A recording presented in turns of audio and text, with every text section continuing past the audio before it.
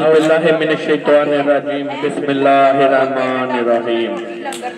मोक्कल को दूसरे दिन हानी के घर ले गए और वहाँ मुस्लिम इब्न अकील से मिलवाया। मोक्कल ने जनाब मुस्लिम बिन अकील के हाथों पर बैत की, वफादारी का यकीन दिलाया और उस दिन इब्न ज़ियाद को पता चल गया कि हजरत मुस्लिम बिन हानी उर्वा के घर पर बैठे हैं। शरीक के आऊर हमदानी जो मरीज थे, इब्न ज़ियाद ने उनके घर पैगाम भेजा कि मैं अयादत के लिए आना चाहता हूँ। शरीक ने फौरन जनाब मुस्लिम को पैगाम भेजा कि आज इब्न ज़ियाद मेरे घर आ रहा है, आप उसका काम तमाम कर दें, उसे खत्म कर दें, मसला खत्म हो जाएगा। लेकिन जनाब मुस्लिम हाँ करने के बावजूद ऐसा न कर सके।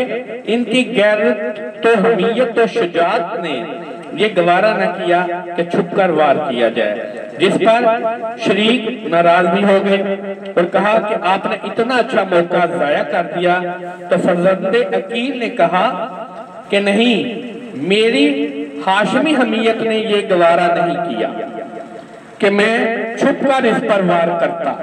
बहरहाल कुदरत को भी यही मंजूर था और इब्ने ज़ियाद को भी अंदाजा हो गया था और शरीक 3 दिन बाद खुद ही बीमारी के सबब जाँ बहक हो गए।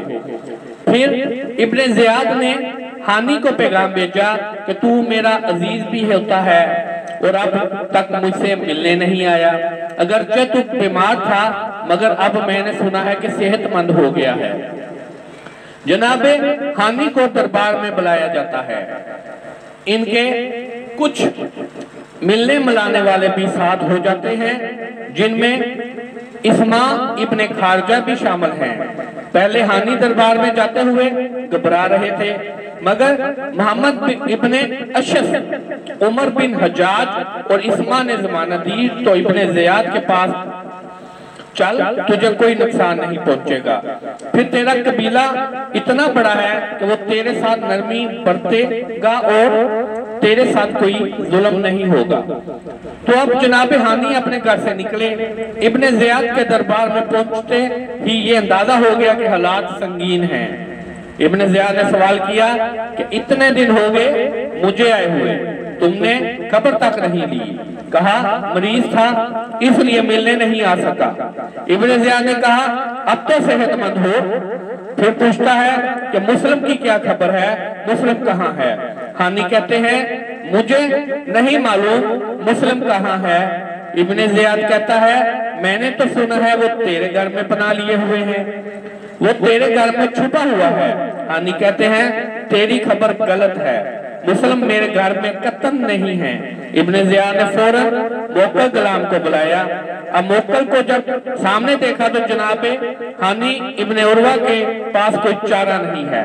कहते हैं अब जब ज़ाहिर हो ही गया है तो सुन ले, क्योंकि वो मेरी पनाह में है, लिहाजा मुझ पर फर्ज है और शरई फरीज़ा था कि मैं इसको पनाह दूं, बचाऊं। अब जब तुझे मालूम हो गया है तो मुझे मोहलत दे कि मैं घर जाऊं और मुस्लिम को अपने घर से निकाल दूं। इब्ने ज़ियाद कहता है कि ये बेवकूफी है, तू ज़ियाद के बेटे से तवक्को रखता है कि वो ये काम करेगा। इस मौके पर बहस मबासा हुआ और इब्ने ज़ियाद ने तैश में आके जनाब हानी को जख्मी कर दिया। जख्मी करके जिंदान में डालने का हुक्म दिया। इनके कबीले को खबर हुई तो ये सब जमा हुए और इन लोगों ने दारुल अमारा को घेर लिया। अब ऐसे मौके पर दरबारी मुल्लाओं का काम शुरू होता है, जिनकी जिम्मेदारी ये होती है कि जालिम हुक्मरानों के हाथों में हाथ डालकर इनके दस्तरखान के टुकड़ों का हक अदा करें और दीन में से खयानत करें। इब्ने ज़ियाद ने काजी शरीफ की जिम्मेदारी लगाई कि जाओ और बिखरे हुए मजमे को ठंडा करो। मैं आपके सामने वो माजी पेश कर रहा हूँ जिसमें आप हालात को देख सकते हैं। इब्ने ज़ियाद ने इस ज़मीर फरोश और नफ्स परस्त मुल्ला को हुक्म दिया कि तेरा लोगों में मकाम है, लोग तेरे लिबास से धोखा खाते हैं, जा और जाकर अपना कमाल दिखा। और उन्हें मुतमिन कर दे। वो दरवाजे पर आया और इत्मीनान दिलाता है कि लोगों, हानि को कुछ नहीं हुआ, गलत खबर मिली है, हानि महफूज है।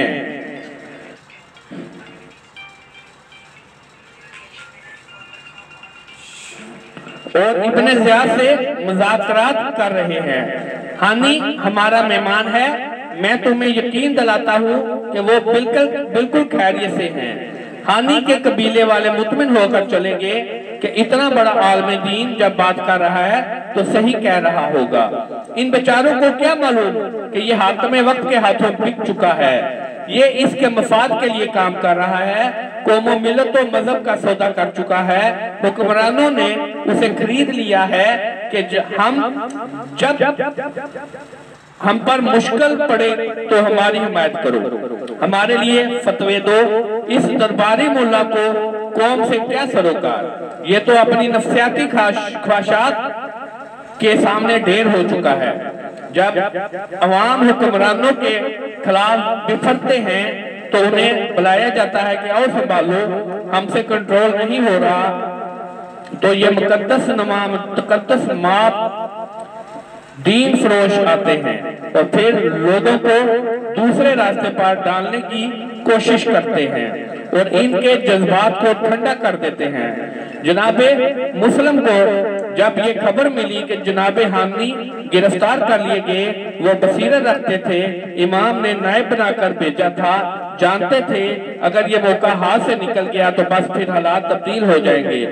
अभी चंद हजार लोग मेरी बैत में हैं, फौरन खरूज का हुक्म दिया कि दारुल उमारा को घेर लो, हमला करो, हानि को रहा कराओ और इब्ने ज़ियाद का खात्मा करो। 10,000 लोग जनाबे मुस्लिम के पास जमा हो गए। 10,000 का लश्कर इब्ने ज़ियाद के साथ कुल 50 अफराद। तारीख का सितम देखिए, आप सोचिए, फिक्र कीजिए, देखिए कि इब्ने ज़ियाद के साथ 50 हाथ हामी और जनाबे मुस्लिम के पास है 10,000 का लश्कर। इस 10,000 का लश्कर ने दारुल उमारा का घेराव कर लिया। जंग भी शुरू हो गई।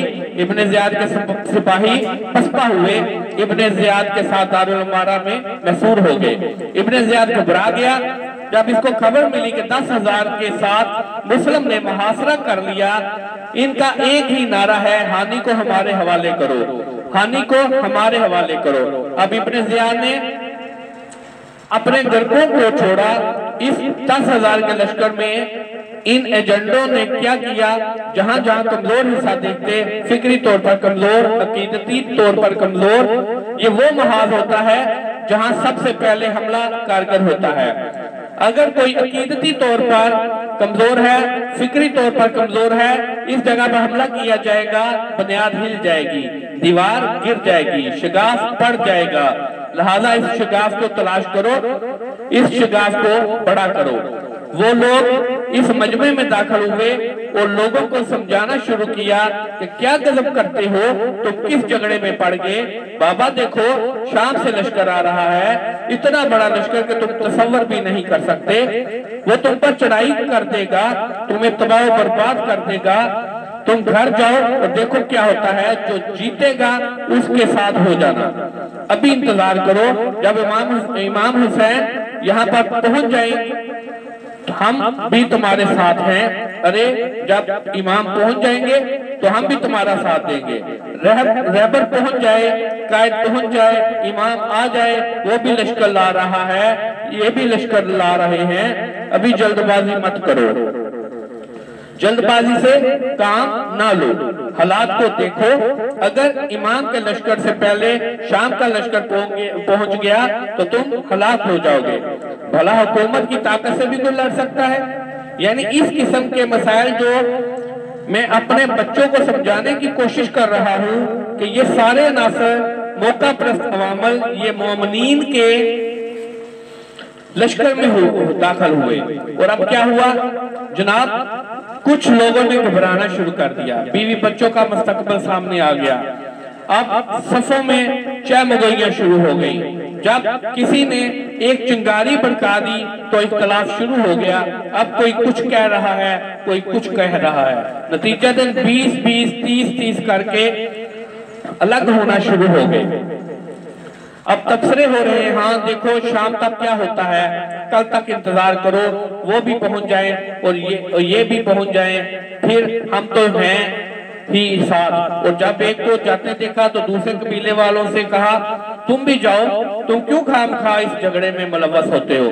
देखो ये बनी फलां वाले चले गए, तुम बनी फलां वाले रह जाओगे, तो फिर क्या होगा तुम्हारा अंजाम।